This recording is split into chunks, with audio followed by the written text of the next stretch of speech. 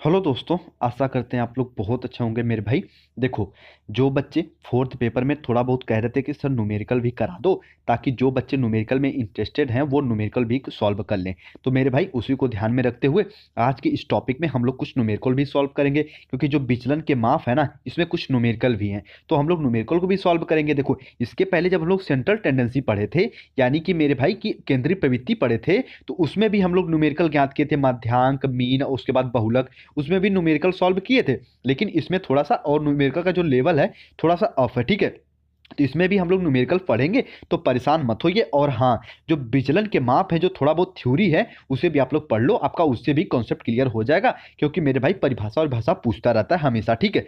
चलो देखो, आपके पेपर का नाम है मेरे भाई असेसमेंट फॉर लर्निंग, यानी हम लोग आज फोर्थ पेपर को डिस्कस करेंगे। जो आपकी टॉपिक है वो है विचलन के माप, यानी मेजर्स ऑफ वेरिएबिलिटी। इसके पहले हम लोग सेंट्रल टेंडेंसी पढ़े थे, आज हम लोग पढ़ेंगे मेरे भाई विचलन के माप को, ठीक है। देखो, थोड़ा सा अभी मैं इसमें डिफरेंट बता दूं, ताकि आप और ज़्यादा कंफ्यूज ना हो, क्योंकि ये टॉपिक बहुत ज़्यादा कंफ्यूज करती है बच्चों को। देखो, एक तो होता है मेरे भाई विचलन के माप, और एक होता है मेरे भाई सेंट्रल टेंडेंसी। यहाँ पे मैं सीधी लिख रहा हूँ, आप समझ जाना। देखो, विचलन के माप में क्या होता है ना, सबसे पहले सेंट्रल टेंडेंसी समझो। देखो, सेंट्रल टेंडेंसी में हम लोग मध्य का मान ज्ञात करते हैं। जैसे अभी देखो, यहाँ पे 2 है, यहाँ पे 3 है, यहाँ पे 4 है, यहाँ पे 5 है, और यहाँ पे 6 है, ठीक है। अब इसका मैं कहूंगा सेंट्रल टेंडेंसी ज्ञात करो मध्य मीन के माध्यम से। तो आप क्या करोगे, आप सबसे पहले मेरे भाई सबको जोड़ लोगे, और जितने भी नंबर हैं, 1 है, 2 है, 3 है, 4 है, जितने भी नंबर है मेरे भाई, 5 नंबर है ना, तो इस यहाँ पे 5 से भाग दे दोगे, तो ये आ जाएगा आपका सेंट्रल टेंडेंसी, यानी केंद्रीय प्रवृत्ति। लेकिन जब आप विचलन ज्ञात करोगे ना, तो आप इसका प्रसार ज्ञात करते हो, ठीक है। 2 से लेके 6 तक जो प्रसार हुआ है, आप उसको ज्ञात करते हो, ठीक है। उम्मीद करता हूं इतना समझे होंगे। देखो, अभी मैं इसका उदाहरण दूंगा विचलन के माप में, और आपका कॉन्सेप्ट और भी क्लियर हो जाएगा। देखिए, सबसे पहले थोड़ा सा थ्योरी पढ़ो, बाकी चीजें और समझाऊंगा। देखो, केंद्रीय प्रवृत्ति के माप द्वारा हमें केवल यह ज्ञात होता था कि आंकिक श्रृंखला में विशिष्ट मूल्य क्या है। अच्छा, विशिष्ट मूल्य क्या होते हैं, वहां पे मैं एग्जाम्पल दिया था, आपको शायद याद होगा कि कोई एक ठो लड़की स्कूटी चला रही है, और उसकी स्पीड मान लो 20 है, और अचानक उसका संवेग जाग चुका है, तो उसकी स्पीड 30 हो गई, 40 हो गई, 50 हो गया, 60 हो गया। तो इसमें एक विशिष्ट मूल्य हम ज्ञात करते थे, इसका एक एवरेज निकाल लेते थे कि लड़कियां स्कूटी कितने और कितने की मेरे भाई औसत चाल से चला रही है, तो हम कह देते थे कि 40 किलोमीटर प्रति घंटा की चाल से चला रही है, तो वही तो उसका विशिष्ट मूल्य हो गया। तो केंद्रीय प्रवृत्ति यानी सेंट्रल टेंडेंसी से हम विशिष्ट मूल्य ज्ञात करते हैं। लेकिन मेरे भाई कि सेंट्रल टेंडेंसी से हमें यह नहीं प्राप्त होता कि भैया विशिष्ट मूल्य के चारों ओर फैलाव कितना है, प्रसार कितना है। तो मेरे भाई प्रसार और फैलाव ज्ञात करने के लिए हम लोग विचलन के माप का प्रयोग करते हैं। भैया उम्मीद करता हूं इतनी चीजें समझ गए होंगे, ठीक है। नहीं समझे हैं तो अभी और समझो, अभी उदाहरण भी दूंगा आगे नीचे सारणी के माध्यम से, ठीक है। देखो, किसी भी समूह की उक्त विशेषताओं को दर्शाने के लिए विचलन और या प्रसरण के मापों की आवश्यकता पड़ती है। दूसरे शब्दों में कहें तो विषम जातीयता और समजातीयता के संबंध में सूचना विचलन के मापों से प्राप्त होती है। कहोगे सर जी विषम जातीयता और समजातीयता को समझाओ। मेरे भाई अब मैं समझाऊंगा, बस थोड़ा सा नीचे ध्यान दो। देखो, अभी नीचे सारी चीजें बताऊंगा। देखो, प्रायः प्रायः ऐसा हो सकता है कि दो अंकों की सामग्रियों का केंद्रीय मान समान हो, लेकिन दोनों अंकों की सामग्रियों की प्रकृति भिन्न भिन्न हो। कहोगे सर जी ठीक है, अब एग्जांपल दीजिए। देखो मेरे भाई, लो एग्जांपल। देखो, यहां पे जब हम लोग पढ़े थे ना कि मेरे भाई क्या कि दोनों मेरे भाई क्या पढ़े थे कि देखो ध्यान से सुनना, कि दोनों सामग्रियों का केंद्रीय मान समान हो, लेकिन दोनों सामग्रियों का जो प्रकृति है वो भिन्न भिन्न है। इस पॉइंट को लेके आगे चलो। देखो, यहाँ पे समूह ए है और यहाँ पे समूह बी है, ध्यान से सुनना। देखो, अगर आप सेंट्रल टेंडेंसी ज्ञात करोगे ना, तो सिर्फ और सिर्फ आप इसका मेरे भाई औसतांक ज्ञात करते हो, मीन ज्ञात करते हो, केंद्रीय प्रवृत्ति। लेकिन जब आप लोग विचलन ज्ञात करते हो, वेरिएबिलिटी ज्ञात करते हो मेरे भाई, तो इसमें विस्तार, इसका रेंज ज्ञात करते हो। अब ये बताओ, समूह ए को कोई देखेगा और समूह बी के कोई औसतांक को देखेगा, तो भैया औसतांक तो 18 आ रहा है, और मेरे भाई समूह बी का भी औसतांक 18 आ रहा है, तो कोई भी देख के कह सकता है दोनों समूह बराबर है। लेकिन जब इसका विस्तार हम लोग ज्ञात करेंगे तो मेरे भाई इसका विस्तार आ रहा है 16 और इसका विस्तार आ रहा है 6। और अच्छा, विस्तार ज्ञात कैसे करते हैं, तो सबसे बड़ा अंक रहता है उसमें से सबसे छोटा अंक घटा देते हैं तो हमारा विस्तार आ जाता है, जिसे प्रसार कहते हैं। अभी आगे मैं वो भी बताऊंगा, ठीक है। देखो, तो जब इसका हम लोग विस्तार ज्ञात कर रहे हैं तो अलग अलग है। समूह ए का विस्तार 16 है, समूह बी का विस्तार 7 है। तो यही तो बेसिक डिफरेंट है मेरे भाई सेंट्रल टेंडेंसी में और विचलन में। यही तो डिफरेंट है ना, जो आपकी सेंट्रल टेंडेंसी है वो दोनों में सेम है, लेकिन जो विस्तार है वो अलग अलग है, ठीक है। उम्मीद करता हूं ये एग्जांपल समझे होंगे। अब ये एग्जांपल नहीं समझे हैं तो ये एग्जांपल समझो, आपको पता चल जाएगा विचलन के माप में क्या अंतर होता है। ध्यान से सुन लेना। देखो, मान लो कोई एक वर्ग है जिसका नाम है ए, ठीक है। मान लो ये कोई आजमगढ़ जिला है और यहाँ पे कोई गाजीपुर जिला, चाहे जौनपुर जिला मान लो, यहाँ पे मेरे भाई कि जो आप समझ लो कि गाजीपुर जिला है, ठीक है। अब ध्यान से सुनना, जो आजमगढ़ यानी जो ए से मेरे भाई ए से प्रदर्शित हो रहा है, इसमें मध्यवर्गीय लोग रहते हैं और सबकी आय 1200, 1400, 1300, 1500, उसके बाद 1600, 1650, 1500, 1700, 2000, 1400, 1350 है, ठीक है। लेकिन जो गाजीपुर के लोग हैं, जो बी वाले हैं, इसमें उच्च वर्ग और निम्न वर्ग के दोनों लोग रह रहे हैं और इनकी आय जो है वो मेरे भाई 8550 है किसी की, और किसी व्यक्ति की सबसे कम 50 रुपया है। तो अब अगर कोई बाहर से देखेगा तो वो क्या कहेगा। अब जब इसका आप लोग मीन ज्ञात करोगे तो यही ना ज्ञात करोगे, मीन ज्ञात करने के लिए क्या कहते हैं, सिग्मा एक्स अपॉन एन। तो सिग्मा एक्स अपॉन एन कैसे ज्ञात करते हैं, देखो मेरे भाई, सबको आप लोग जोड़ लोगे तो आ गया 15,000 और उसके बाद जितने भी नंबर है उससे भाग दे दोगे। तो मेरे भाई यहाँ पे 15,000 है और 15,000 में जब ये पूरे नंबर ऐड करोगे तो 10 है आई थिंक, तो मेरे भाई भाग दोगे तो आपके आगे जाए 1500, तो इसका भी 1500 आएगा। दोनों का मीन समान है, यानी कि अब कोई बाहर से देखेगा, कोई सेंट्रल टेंडेंसी ज्ञात करेगा तो ये समझेगा कि दोनों का जो मेरे भाई आय बिल्कुल समान है, दोनों लोग मेरे भाई एक मेरे भाई समान श्रेणी के हैं। लेकिन जो मेरे भाई विचलन ज्ञात करेगा उसको पता चल जाएगा कि जो भैया बी वर्ग के लोग हैं ना, कोई इसमें बहुत ज्यादा अमीर है, कोई इसमें बहुत ज्यादा गरीब है। लेकिन ये बताओ, क्या आप भाई सेंट्रल टेंडेंसी से ये बात पता कर सकते हो, कहोगे सर जी नहीं। काहे नहीं, क्योंकि दोनों का औसतांक जो है, औसत है, वो तो समान आ रहा है 1500। लेकिन जो सेंट्रल टेंडेंसी है और जो मेरे भाई की आपको विचलन है वो अलग अलग आ रहा है ना। किसी का मेरे भाई 8550 रुपए है, कोई 50 रुपया कमा रहा, अमीर गरीब दोनों लोग रह रहे हैं। तो इस प्रकार से जब इस तरीके का जब मेरे भाई विशिष्ट मूल्यों का प्रसार ज्ञात करना होता है तो हम लोग विचलन के माप को ज्ञात करते हैं। उम्मीद करता हूं मेरे प्यारे प्यारे भाई बहन इतना आप लोग समझ गए होंगे दोस्त, ठीक है। चलो, अब इतना समझ गए होंगे कि आखिर विचलन के माप हम लोग ज्ञात क्यों करते हैं, इसका उद्देश्य क्या होता है, ठीक है। चलो, अब चीज़ें आगे बढ़ाते हैं। उम्मीद करता हूँ सारी चीज़ें आप समझ रहे होंगे।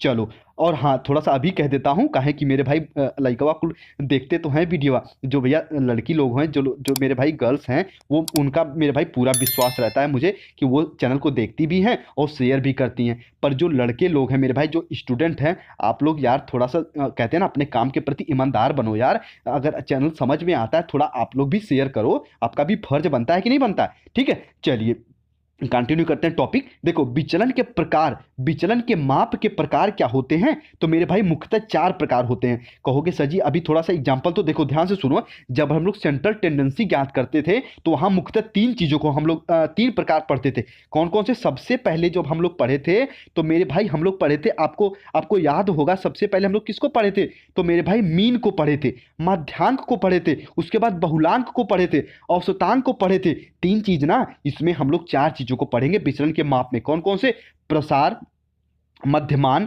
या औसतांक विचलन या फिर औसत विचलन कहते हैं, उसके बाद चतुर्थांश विचलन।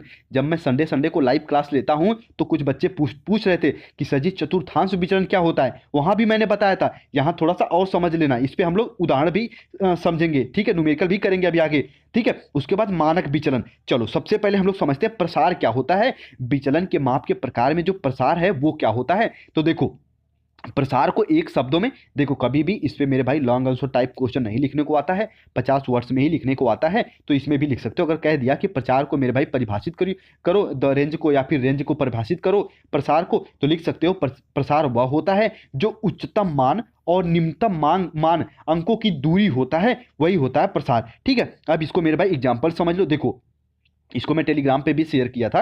देखो प्रसार क्या होता है, उच्चतम अंक हाईएस्ट स्कोर माइनस निम्नतम अंक यानी लोवेस्ट स्कोर, कि जब आप मेरे भाई कैलकुलेट करोगे तो आप आ जाएगा प्रसार। अब देखो यहाँ पे कितना है, 45 है। एग्जाम्पल मान लो एक क्वेश्चन आपके सामने है, ऐसे क्वेश्चन दे देगा और पूछ देगा प्रसार ज्ञात करो, तो 45 है, 90 है, 10 है, 40 है, 80 है और मेरे भाई 60 है, 120, उसके बाद 30 है। इसका प्रसार ज्ञात करो। तो कैसे करोगे, उच्चतम अंक कितना है 80, उच्चतम अंक इसमें 120 है, सॉरी, तो 120 हो गया। उसके बाद निम्नतम अंक कितना है, तो कहोगे सर जी 10, तो इसमें से 10 घटा दोगे तो कितना मान आ जाएगा, आपको पता है कि इसका मान जो है मेरे भाई आंसर जो आ जाएगा तो वो हो जाएगा 110।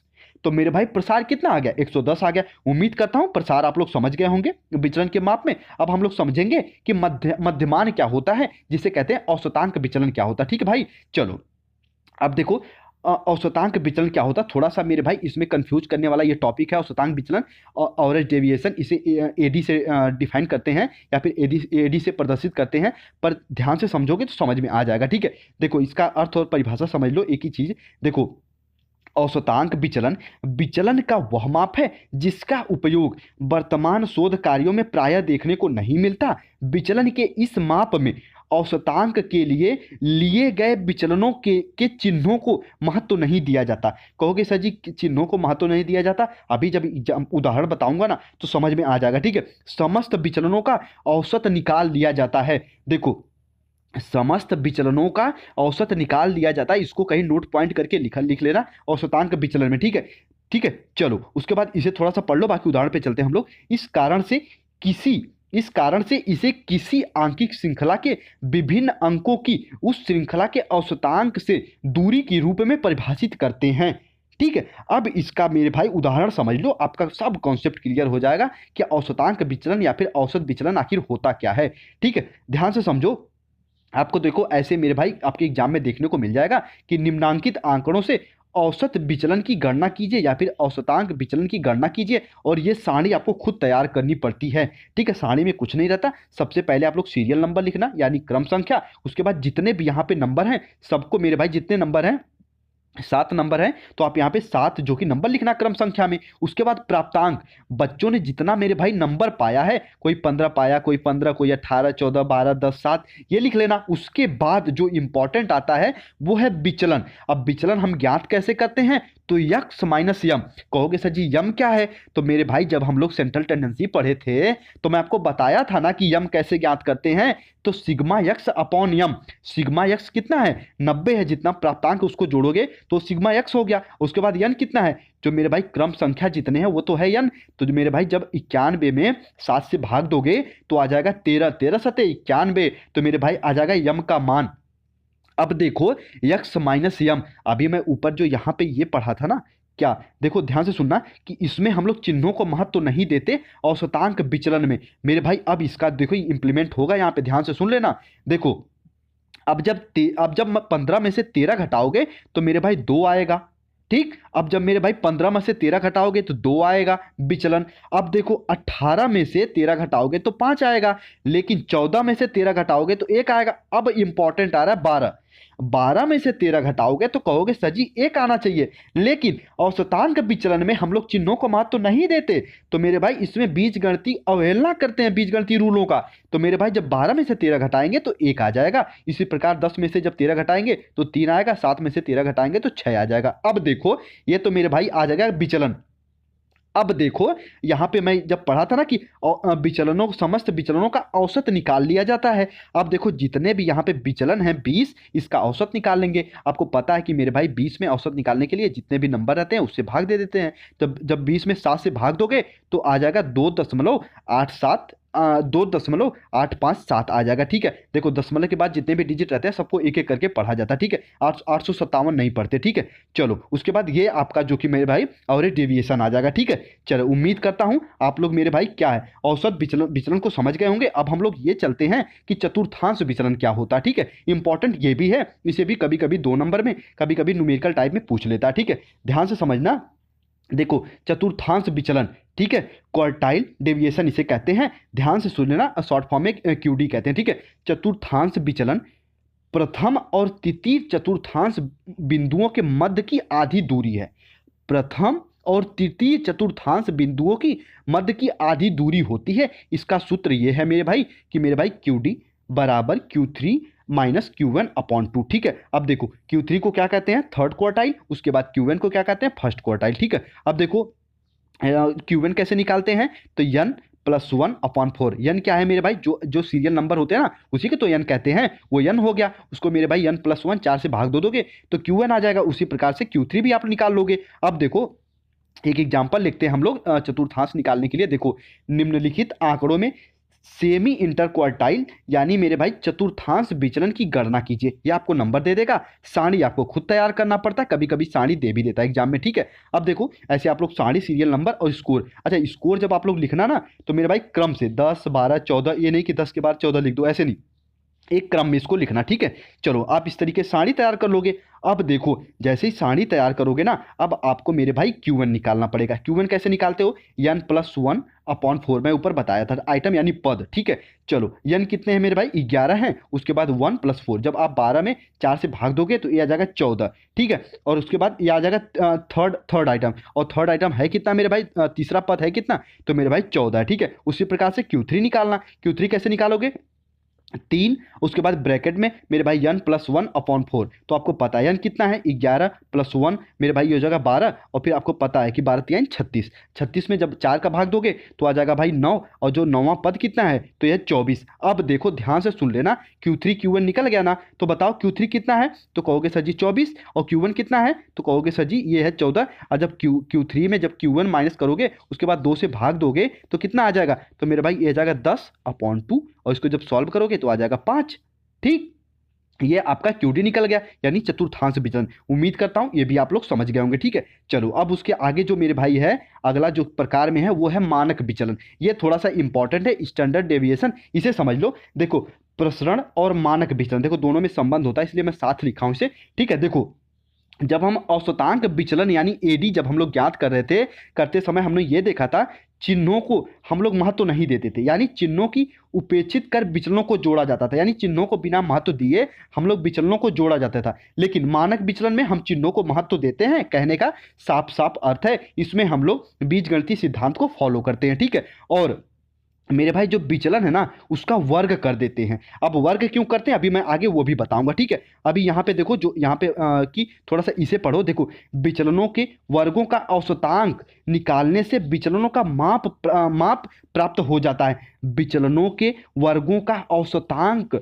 निकालने से विचलन का माप प्राप्त हो जाता है। इस प्रकार विचलन के वर्गों का औसतांक प्रसरण या औसत वर्ग विचलन कहलाता है। अब देखो जो हाईलाइट किया हूं इसे पढ़ लो। अतः हम कह सकते हैं कि मानक विचलन प्रसरण का वर्गमूल होता है। ठीक, ये तो हो गया मानक विचलन। अब इसका मेरे भाई इसका भी उदाहरण देख लो। अब देखो यहाँ पे आपको ऐसे उदाहरण दे देगा, सारणी तो आपको पता है खुद से तैयार करनी पड़ती, कभी कभी एग्जाम में सारणी भी दे देता है, लेकिन उम्मीद यही रहती कि सारणी ना दे। ठीक है मेरे भाई, क्योंकि सारणी नहीं देगा, सारणी दे देगा तो फिर क्वेश्चन का मतलब ही खत्म हो जाता। ठीक है, अब देखो यहाँ पे छात्र और यहाँ पे उनके अंक। ठीक है, क्या कह रहा है, 6 छात्रों ने गणित में निम्नलिखित अंक प्राप्त किए, इनका मानक विचलन स्टैंडर्ड डेविएशन ज्ञात करो। ठीक है, अब देखो सबसे पहले क्रम संख्या लिखोगे, कितने छात्र हैं 6, तो मेरे भाई सबको यहाँ पे क्रम संख्या लिख लोगे। उसके बाद प्राप्तांक यानी अंक जितने पाए हैं, यहाँ पे मेरे भाई 5 7 9 13 11 15 इनको लिख लोगे, और इसको भाई सिग्मा एक्स करके जोड़ लोगे। ठीक है, क्योंकि मीन निकालना रहता है। उसके बाद अब विचलन ज्ञात करोगे।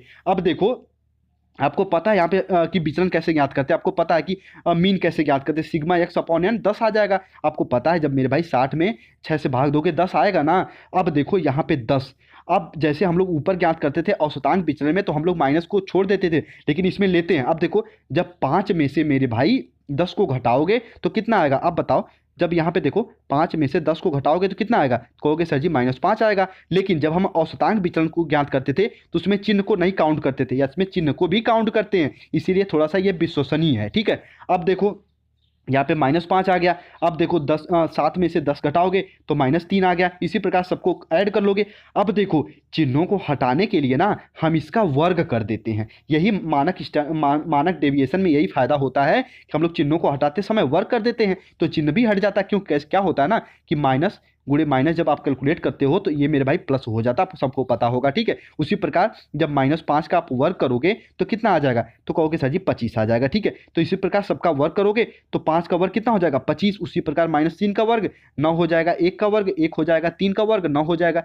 इसी प्रकार सबको जब ऐड कर लेंगे तो सिग्मा एक्स स्क्वायर कितना आ जाएगा 70 आ जाएगा। यहाँ पे एक चीज मैंने आपसे बोला था कि देखो ध्यान से सुन लेना कि मानक मानक विचलन जो होता है वो प्रसरण का वर्गमूल होता है। अब देखो हम यहाँ पे वर्ग निकाल लिए ना, एक्स स्क्वायर 70 आ गया। अब देखो यहाँ पे इसका फॉर्मूला होता है स्टैंडर्ड डेविएशन का कि मेरे भाई under root sigma x square upon n.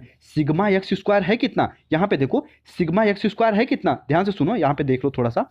Sigma x square है 70 और उसके बाद मेरे भाई नंबर कितने हैं मेरे भाई, क्रम संख्या, तो कहोगे सर जी 6। तो मेरे भाई जब 70 में 6 से भाग दोगे तो 11.66 आ जाएगा। इसको जब सॉल्व करोगे तो 3.414 आ जाता है, ठीक है। अभी देखो जो दशमलव के बाद जो डिजिट रहते हैं ना उनको एक साथ नहीं पढ़ते, ठीक है। चलो इस प्रकार से कि मेरे भाई स्टैंडर्ड डेविएशन भी आ जाएगा। उम्मीद करता हूं दोस्तों सभी चीज़ें आप लोग समझे होंगे, पूरा प्रयास किया हूं 100% आपको समझाने का। अगर थोड़ा बहुत नहीं समझ में आया है तो एक बार और प्रयास करना, पर मुझे उम्मीद है सभी स्टूडेंट जो थोड़ा सा मैथ वैथ ठीक ठाक उनका होगा वो समझ गए होंगे। अच्छा, जो स्टूडेंट मेरे भाई न्यूमेरिकल पे नहीं ध्यान देना चाहते, ऐसा नहीं कि आपका नंबर कम आएगा, आप थोड़ा सा थ्योरी पढ़ लेना, जो मैंने इसमें थ्योरी है उसको भी पढ़ लेना, और चैनल की प्लेलिस्ट में जाना मेरे भाई, सारे लेक्चर जो हो गए हैं उनको पढ़ना प्रारंभ कर दो, ठीक है। जितने भी मैंने थ्योरी करा दी है 4th पेपर में उनको पढ़ो, ठीक है। अभी मैं जल्दी मुलादियर आयोग पढ़ाऊंगा क्योंकि मेरे भाई बहुत ज़्यादा वो भी छूट रहा है, उसको भी सेकंड पेपर में पढ़ा दूंगा। और